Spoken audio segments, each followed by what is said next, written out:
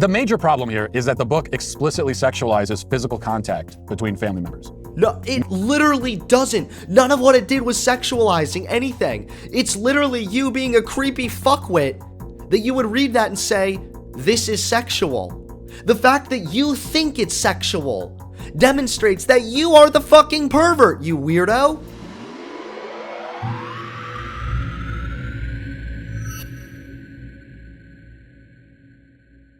You would have 17, okay, I would see nothing wrong with a society like what was happening up until about 1950, where 17-year-old girls are getting married to 17 or 18-year-old guys that are not kids, they're men.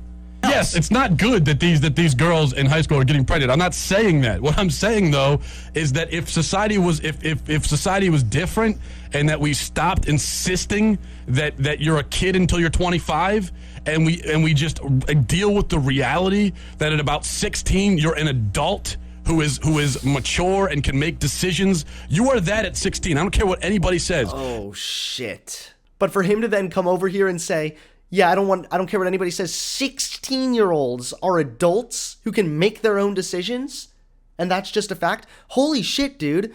Do you have any understanding that a 16-year-old has so much more maturing to do before they're in a place where they'd be responsible enough to adequately have children and adequately take care of a family? Like, are you fucking delusional? Are you crazy right now? This just sounds like Matt, again, coping. It sounds like Matt is trying to convince himself that this is the case. And it's just gross. A 16-year-old knows that adulthood is not far away, so they will start to show more independence and engage in less conflict with their parents.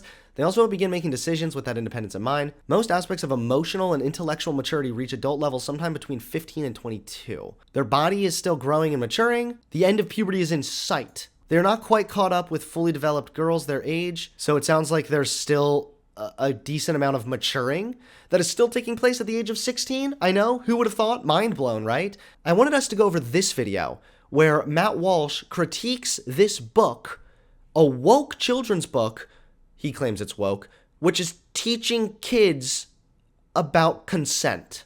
Okay, so now we're going to look at another woke children's book. This one, on the surface, I mean, literally reading the book by its cover, it seems maybe not as bad as some of the others that we've looked at. That we've reviewed, but you never know. So we just kind of, we're going to read this whole thing. It's pretty short, and I'll read the whole thing, and then I'll offer my review. So let's get into it. This is called C is for Consent. And this is, it says ages, this is for ages 0 and plus. So if you have a 0-year-old child, they could read this and up from there. I mean, you know, it's a board book, it's short, so this is really for kids probably, 2, 3, 4, 5 years old. All right. It says, it's time for a party with family and friends. And you see, of course, there we've got the interracial gay couple, we've got the interracial disabled couple, one member of the couple's disabled. Oh no. Showing kids diversity and teaching them about consent? What would be worse? Oh, this woke nonsense. Oh, consent? The liberals have gone too far. You gotta get all the representation there. And I don't see any furries. I don't see anyone who's apparently transsexual or even transgender or pansexual, so that's a problem, but we'll keep going. Grandma wants a hug, but Finn isn't in the mood. That's okay, says Dad. You don't have to give hugs if you don't want to. Grandpa leans down to kiss Finn. Mom says, please ask for consent first. Grandpa asks, may I kiss you on the cheek? Finn replies, yes, you may. Auntie and Uncle... Wait, what is wrong with that? Yeah, there's nothing wrong with teaching kids the idea of that, like, hey, you are an autonomous being, you have consent, and you should have the ability to consent or deny if somebody wants to touch you, even if it's in a completely innocuous way, like grandma giving you a hug. I don't understand how the fuck this is woke. Will want Finn to sit with them. Come sit on my lap. No, you have to sit on my lap. Finn says, no thank you. My parents say I don't have to sit on anyone's lap if I don't feel like it. What a brat this kid is. Mom's friend. Actually, no. I think that that's completely okay. Again, you don't need to sit on someone's lap if they don't want to. Is this the controversial take now? Is this what woke is? Give Finn a present. Does that mean he has to hug or kiss that person? Only if he wants to. Maybe Finn could high five or fist bump instead. Or maybe he doesn't want to be touched at all. It's his choice what happens to his body. Based. Finn is happy to see his best friend Rue. He asks, may I hold your hand? it is okay for you to say no. Rue replies, yes, you may hold my hand. Thank you for asking first. And that's it. That's the end of the whole story. Okay. Then there are discussion questions. Wait, I genuinely cannot put myself in the conservative mindset as to listen to that story and get mad. I don't think I was dropped on my head enough as a child. Maybe I haven't been huffing enough glue to get in the conservative mindset in which I would listen to that story and say, oh my God, teaching kids that they should ask permission before touching other people and that they too are autonomous and have the ability to say no if somebody's trying to touch them and they do not want to be touched, whether that's grandpa giving you a hug or something. Look, how do you listen to that and say, oh, the wokeness, guys. All right, real American patriots rape. At the end, which we won't get into. Well, so that actually is, somewhat surprisingly, this is the worst one yet, I think. This somehow manages to be more disturbing than, books that are pushing transgenderism and bisexuality and all that kind of stuff. Those books are bad too, but don't get me wrong, but this one disturbs me on a deeper level. This book telling children that they have consent? Holy shit, man. Nothing has frightened me more than this. Before we get to the major problems here, this kid is awful. I mean, this is what happens when you have permissive hippie parents. I can't imagine if I was a little kid, if I was like 6 years old, and my grandmother came to visit and said, hey, give me a hug. And I said, nah, I don't feel like it, Granny. I cannot imagine what my dad's reaction would have been. It would not. You can maybe say it in a more polite way. I'm sorry, Grandma, I really don't want to give hugs right now, but I'm really glad to see you. Something like that. Yeah, it's the child has their own body, okay? They have a right to say no if they don't want a hug. Not have been pleasant, I can tell you. My reaction with my own kids wouldn't be pleasant in that situation. Yes, I tell them. I guess let me tell you something. I violate my kids' consent all the time in the sense that I force them to do things they don't want to do. Sit down and study! I mean, it sounds incredibly wrong the way he said that, but I mean, like, obviously there's a hint of truth to that, of course. I mean, yeah, there are times my kids don't want to go to daycare. There are times my kids don't want to eat their vegetables. There are times my kids don't want to have a diaper change. And like, yeah, you have to tell your kids to do stuff if they don't want to do it, sure.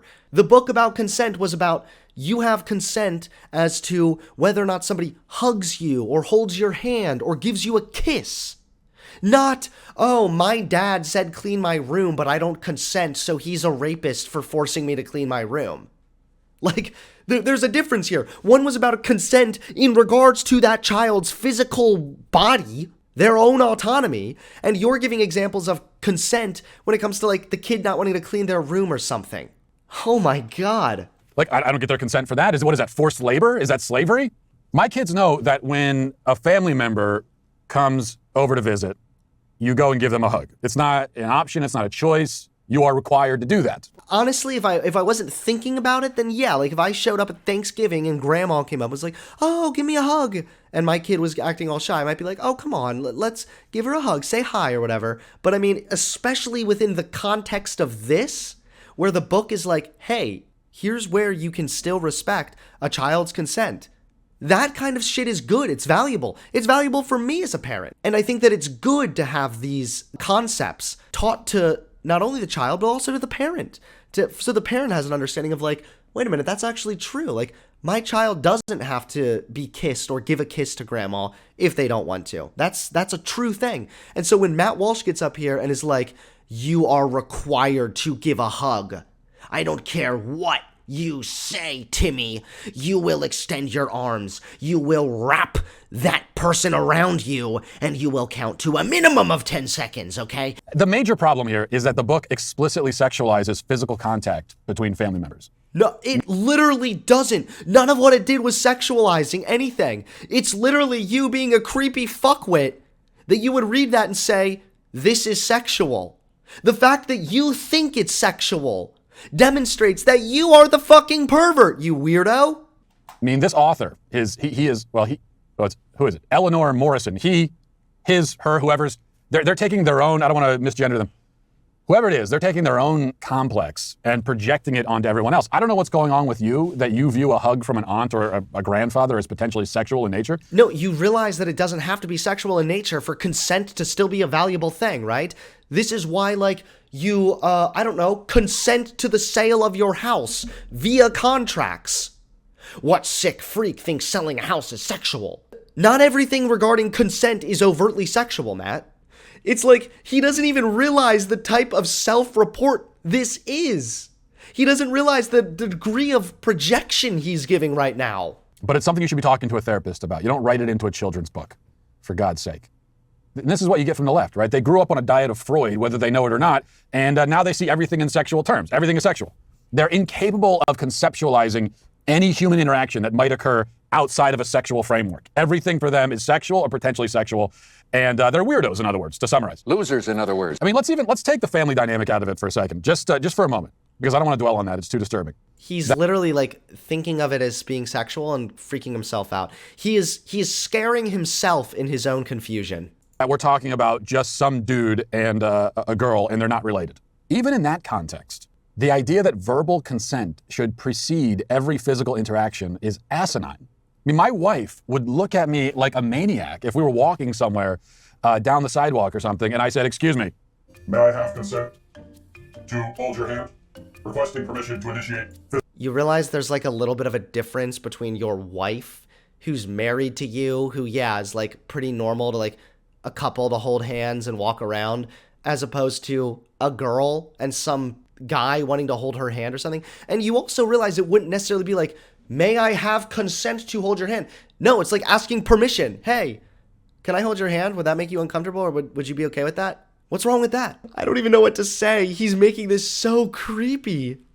You're telling me that you think it's asinine that anytime someone else is going to touch another person's body, even if it's in a way that is not sexual at all, like holding hands or giving a hug or something, that you think that's asinine to ask for permission for that? I don't even understand. I genuinely don't know what he's even getting at this point. It's like just mocking consent.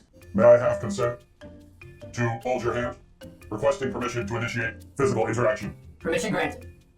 You may maintain physical contact for 75 seconds. Thank you, ma'am. That's what they want. Now we know why leftists are so angry all the time. They're lonely. Nobody wants to be around them because they act like some bizarre mix. It's the weirdest mix of hedonistic sex fiend and robot. Leftist men in particular are just lonely. There's no way any woman wants to be around.